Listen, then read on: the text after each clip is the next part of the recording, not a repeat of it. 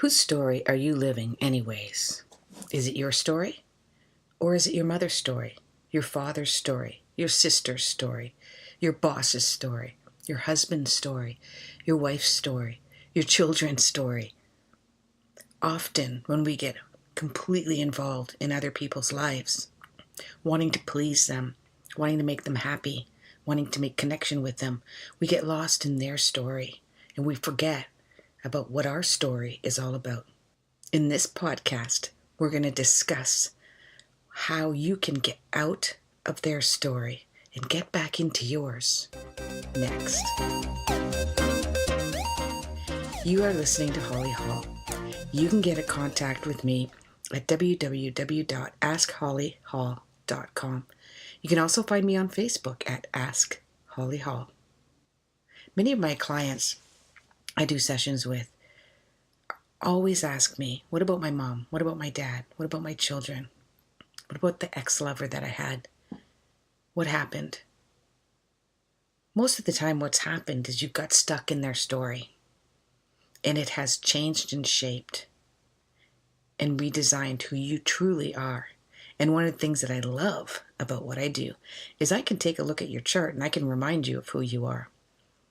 Many times it's a blessing and a relief, and they're excited with glee to be reminded of who they are.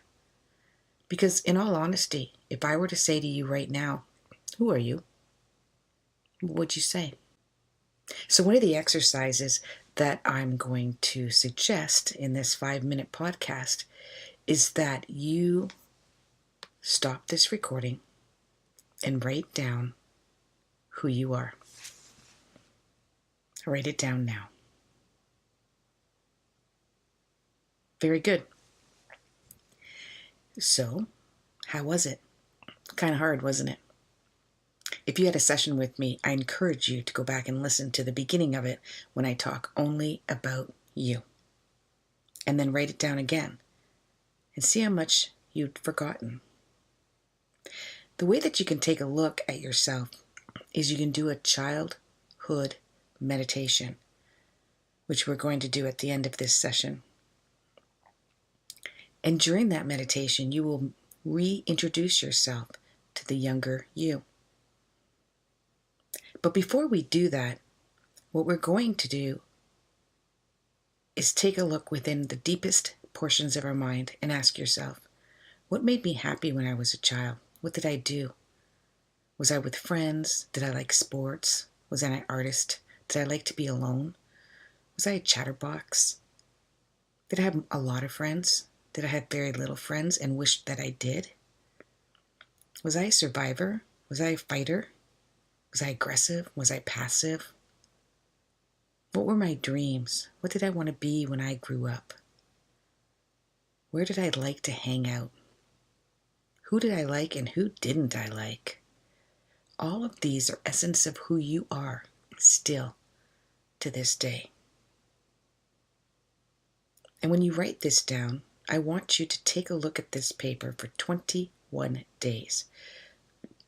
Put it in your cupboard, in your makeup bag, put it in your car, anywhere that you will take a glance at it. You don't have to read all of it. Just taking a glance at it will remind your subconscious what is written on that paper. So let's do a childhood guided meditation. I want you to take a walk along a path. That path can be made of stone, wood chips, grass, sand, dirt, doesn't matter, it's your choice. You can be barefoot, you can have socks on with sandals or shoes or boots, whatever you like. But your feet, when you look down at them, are childlike. And you're walking down that path. And you can be any age. When you look ahead down the path, whether you're along a river, or you're in a forest, or you're on the beach, doesn't matter. Way far in the distance, you can see a shadow of a person. That person seems to be a small person. They can be any height you like, but they're definitely childlike. And as you get closer and closer, you start to get more of a silhouette of their hair, of what kind of clothes they are wearing. They seem to be standing there waiting for you. In fact, they almost seem to be encouraging you to walk forward towards them. You have a playful feeling inside, like you're excited to meet this person because it's going to be so much fun. And once you get closer and closer, you start to realize it is a younger version of you, just like you. That child can be the same age that the younger version of you is right now in this meditation, or it may be a little bit older or a little bit younger. And as you get closer, you introduce yourself. You say, "Hi, what would you like to do?" And she responds back. What does she say? And then what is your response? And then what do you do? Now I want you to ask her a few questions. I want you to ask you a few questions.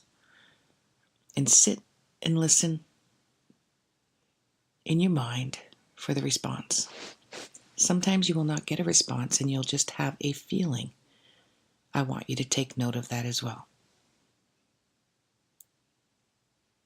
What was my dream when I was younger?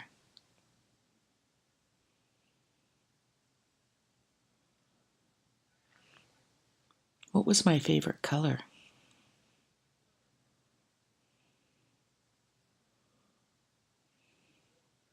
Now ask your young self in first party,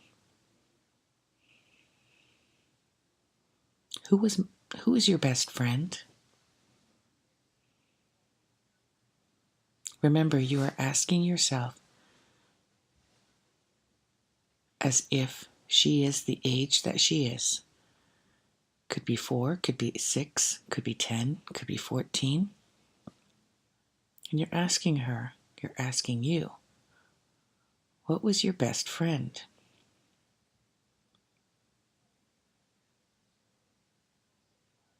What did you want to be when you grew up? What do you want to be when you grow up?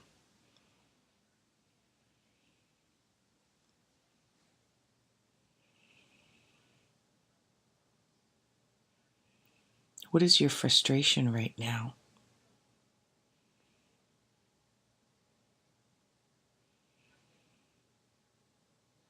How do you feel about yourself?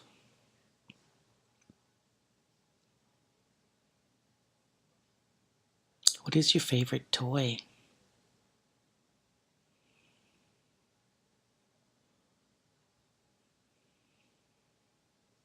What is your favorite color?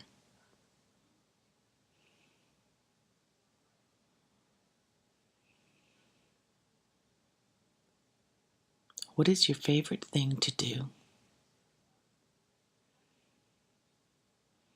Now I want you to sit and think of some questions you may have and ask them and wait for the answer.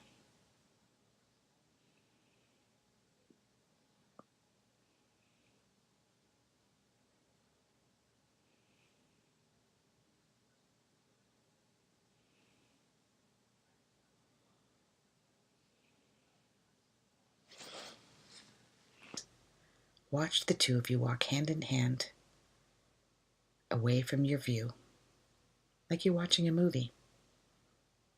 They seem to be gleeful and having fun. Sit with this feeling for a few moments, as long as you'd like. Namaste.